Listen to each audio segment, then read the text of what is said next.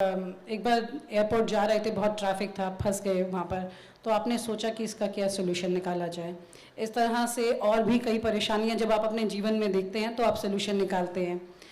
कई बार आमजन सोचता है कि आप उनकी ही तरह उसे सोच करके परेशानी का हल निकालते हैं, या फिर नितिन जी अपनी परेशानी के हिसाब से हल निकाल कर देते हैं। नहीं, ऐसा नहीं। मुझे जब भी लोग बताते हैं समस्या, विशेष रूप से एमएलए एमपी आते हैं, तो मैं अधिकारी को कहता हूँ कि ये इतना दूर मेहनत करके पेट्रोल खर्चा करके आया है, कोई मकसद है इसलिए आया, कोई समस्या इसलिए आया है, आप उसकी बात को समझो।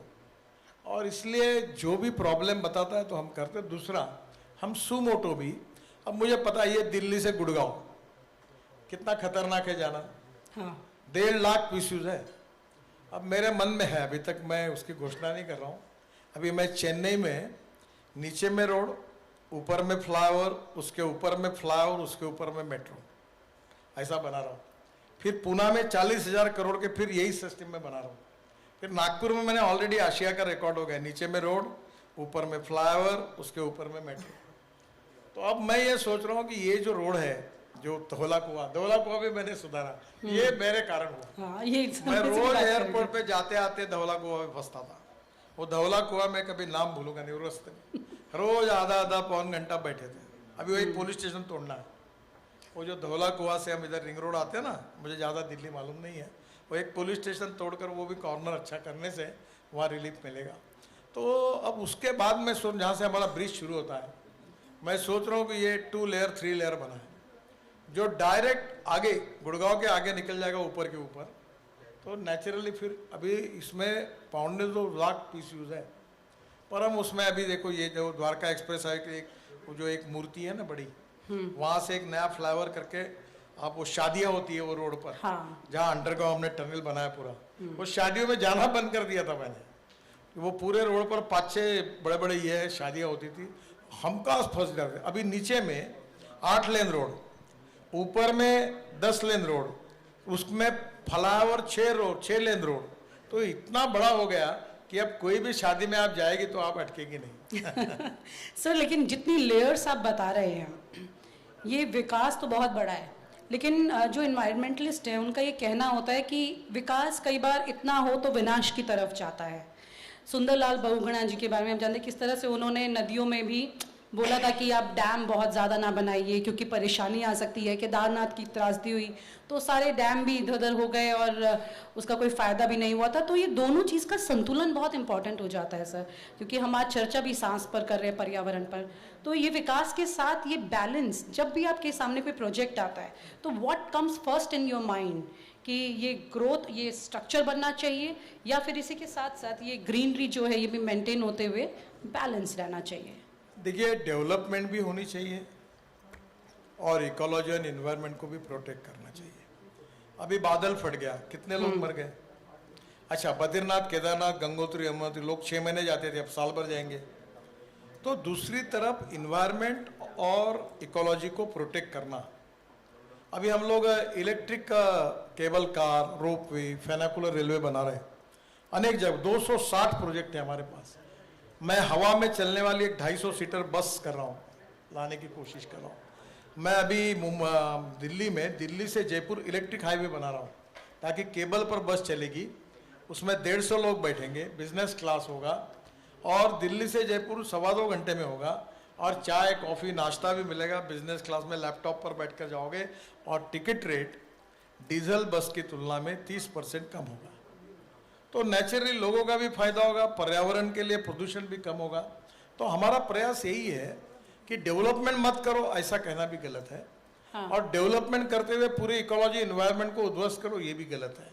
अभी जैसे नदी की बात है, मैं गंगा रिजुनेशन का काम करता था जी। अब मैंने गंगा में कितने प्रोजेक्ट डाले, देहरादून से लेकर अपने उत्तराखंड से लेकर कितनी जगह पानी शुद्ध किया। पहली बार कुंभ में लोगों ने स्नान किया और दुआएं दी हमारी सरकार को कि पहली बार शुद्ध पानी मिला। तो क्या गंगा शुद्ध नहीं होनी चाहिए? शुद्ध होने के साथ उसके ऊपर अगर हम लोग, अभी वाराणसी टू हल्दिया मैंने जलमार्ग बनाया, और वाराणसी, गाजीपुर, हल्दिया और 3-4 जगह पर हमने सैटेलाइट पोर्ट, ड्राई पोर्ट बनाए।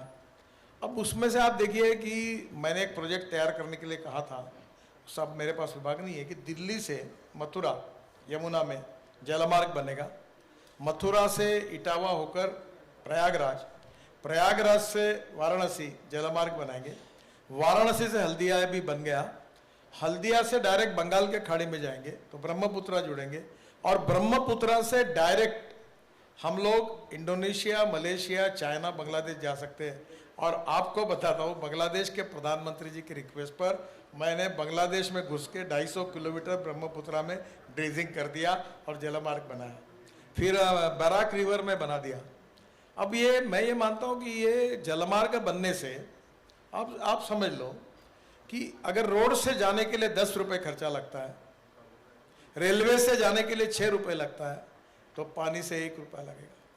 और पानी के ऊपर अगर आपने मिथेनॉल पर अगर इंजन चलाया तो 50 पैसे आएगा। तो मुझे लगता है लॉजिस्टिक कॉस्ट कम होगी। और दूसरी बात, इतने बड़े प्रमाण पर जलमार्ग बन गए तो कितना टूरिज्म बढ़ेगा, कितने रोजगार निर्माण होंगे।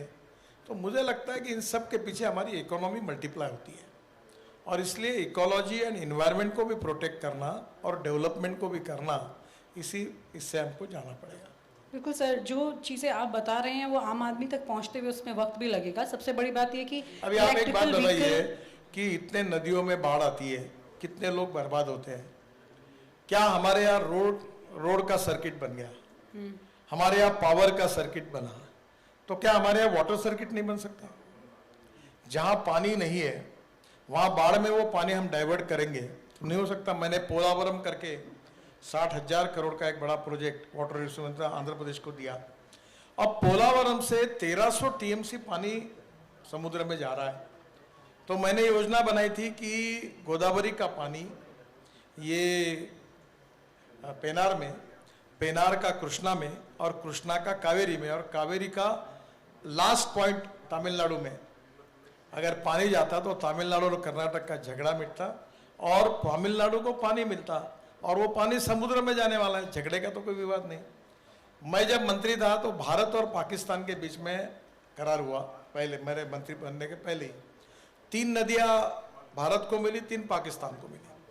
तो हमने पाकिस्तान की नदियों में जो पानी हमारे अधिकार का है वो जा रहा था, वो रोक कर हम राजस्थान को दे सकते हैं।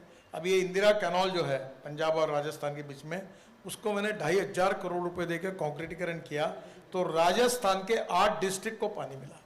तो एक तरफ बाढ़ को रोकना चाहिए, दूसरी ओर इकोलॉजी एंड एनवायरनमेंट को प्रोटेक्ट करनी चाहिए, और तीसरी ओर जहाँ पानी नहीं है वहाँ पानी पहुँचाना चाहिए, वहाँ ग्रीनरी तैयार होनी चाहिए, पेड़ लगने चाहिए।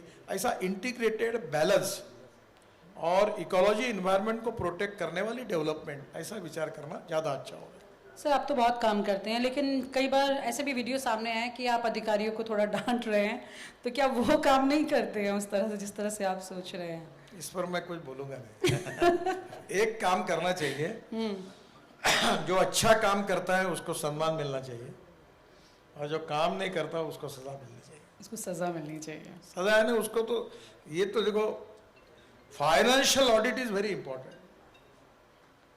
But performance audit is more important than financial audit. तो जो काम है वो करने चाहिए ट्रांसपेरेंसी के साथ, time bound, result oriented and corruption free.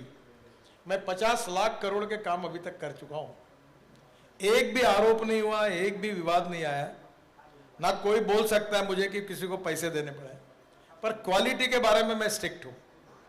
अगर क्वालिटी ये देश के एसेट है, आप लोगों के, हम सब उसके मालिक हैं, भारत की जनता, अगर उसमें बेईमानी होगी तो क्या सहन करना चाहिए? क्या उसमें बेईमानी हुई तो उसको ठोकना नहीं चाहिए?